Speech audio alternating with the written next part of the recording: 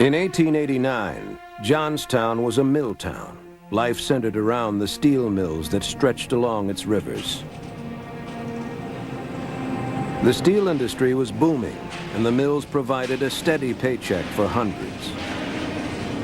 Work in the mills was backbreaking, hot and dirty. Shifts were 12 hours long, 6 days a week. Every 2 weeks, workers would change over from day to night shifts by working the dreaded 24-hour long turn. There were other hardships for the people of Johnstown. The city lay in a valley where the Little Conemaugh and the Stony Creek rivers join. Steep hills rose on either side, predisposing the area to flooding. Although being in a river bottom made Johnstown an ideal site for industry, it also subjected the city to the dark side of industrial progress. The roar from the blast furnaces was constant.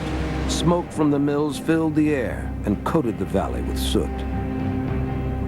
Johnstown was like an environmental history lesson here.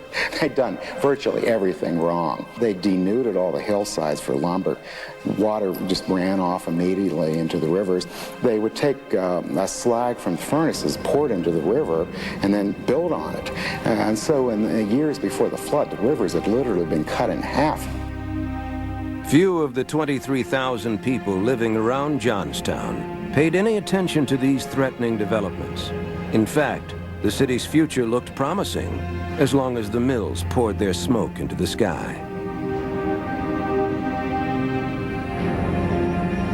15 miles up the Little Conemaugh River, deep in the hills northeast of town, was a place few Johnstown citizens had ever seen. A place completely unlike the gritty mill town below. A group of summer homes and a 3-story clubhouse made up the South Fork Hunting and Fishing Club. Its members included some of the most prominent figures in American industry, men like Andrew Carnegie, Andrew Mellon, and Henry Clay Frick. This was a private place. Outsiders were forbidden. The cottages overlooked 500-acre man-made Lake Conemaugh. The dam that created the lake was made of earth and resembled a hillside. It had been abandoned for several years when the club purchased it. They hired unskilled workmen to rebuild and remodel it, with no consulting engineer and no regard for the dam's safety. In 1880, engineer John Fulton inspected the site and was alarmed by what he saw. The dam was so poorly built that it sagged in the middle and leaked. And the club had made it extremely difficult to let water out of the reservoir if it ever became too full. The spillway, which should release water from the top, was partially obstructed. Overflow pipes at the base had been removed. As the water cannot be lowered, the difficulty arises of reaching the source of the present destructive leaks. Should this break be made during a season of flood, it is evident that considerable damage would ensue along the line of the Conemaugh. John Fulton. The club ignored his report. Summers came and went, and club members enjoyed life at the lake. In Johnstown, the mills throbbed with activity. The gray plumes of smoke over the city were a sign of prosperity.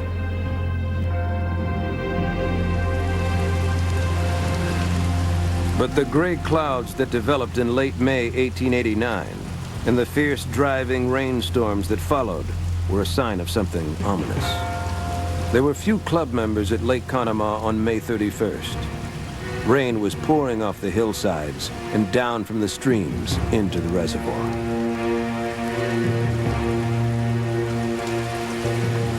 A group of workmen was hastily gathered. They tried clearing the spillway and piling more earth on top of the dam. Their efforts were in vain. As the rising water crested the top of the dam, it began to eat away at the dam's earthen face. John Park, a club employee, decided it was time to warn the valley below. Mounting his horse, he rushed to the nearest telegraph station at the South Fork Depot. South Fork Dam is liable to break. Notify the people of Johnstown to prepare for the worst. The message got as far as the Johnstown telegraph office, and at least 2 other telegrams followed. The alarming news had little effect.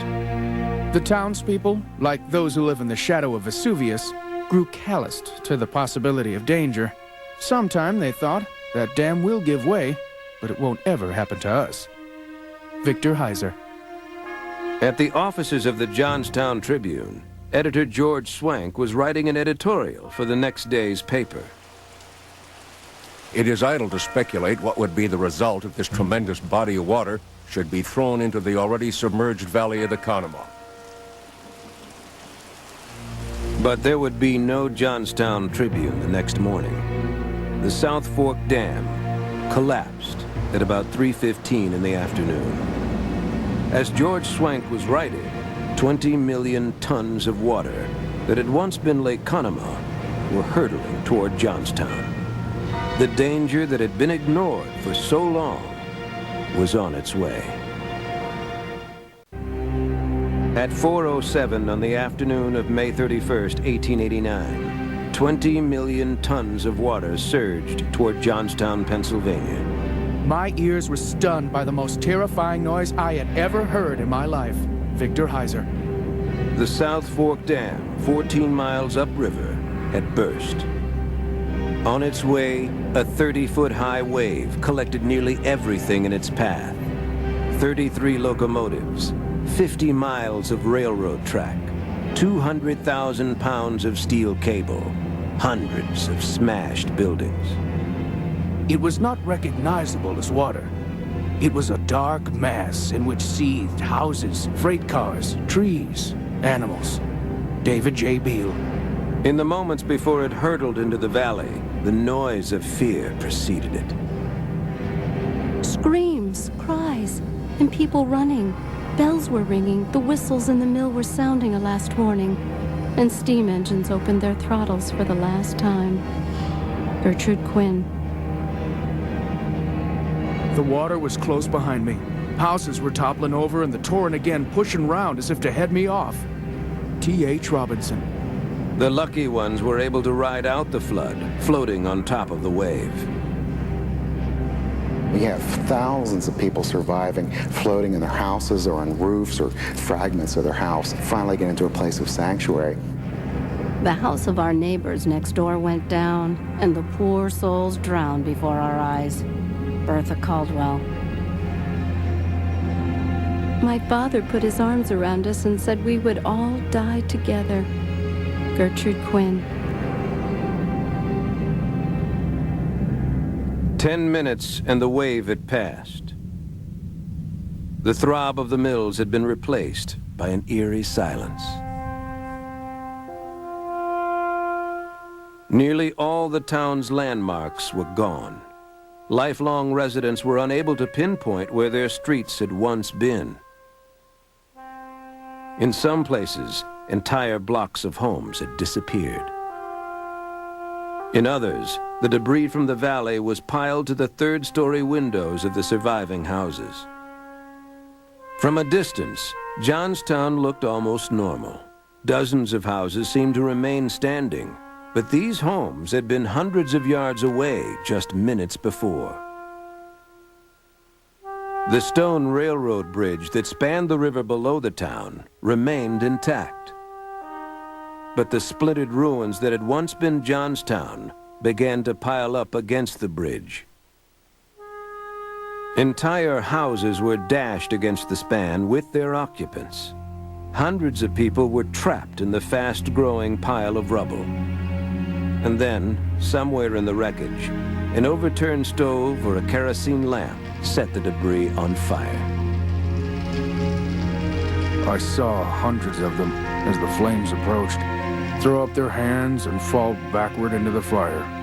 And those who had escaped drowning were reserved for the more horrible fate of being burned to death. W.B. Tice. Telegraph lines were down. Roads and bridges had been washed away. Johnstown, for the foreseeable future, was on its own. It was vain to undertake to tell the world how or what we felt when shoeless, hatless, and many of us almost naked, some bruised and broken, we stood there and looked upon that scene of death and destruction. David J. Beale. Soon, the telegraph lines were reopened, and relief and supplies began to arrive. One telegram to Pittsburgh requested every coffin that could be sent. The coffins were stacked around the morgues, on the pavements, and at the railway stations. Many were as small as violin cases for the great army of babies and young children. J.J. McLaurin. 50 volunteer morticians would be needed to handle the dead. On the heels of the first relief trains came the press. The dazed citizens of Johnstown became the subject of what could be called the world's first media circus, a barrage of news stories that eventually would enshrine the Johnstown Flood as an American legend. Johnstown, PA, a city filled with wailing, lamentation, and the mangled dead. Corpses carried for miles. Scenes of utmost horror. Shrieks heard in vain. Gangs of workers still digging for bodies in the Johnstown ruins. Americans devoured the reporters' tales of survival and misery, rendered in the bombastic style of the era. With villains, heroes, sentiment, and biblical overtones, the story of the Johnstown Flood was a perfect Victorian melodrama. Photos of the ruins of Johnstown would be turned into engravings for national magazines. They would be distributed as stereoscope cards, allowing Americans to view the tragedy in the comfort of their own homes, in 3 dimensions. The most popular photo subject was the house of John Schultz. The flood had speared it with an entire tree and carried it downstream.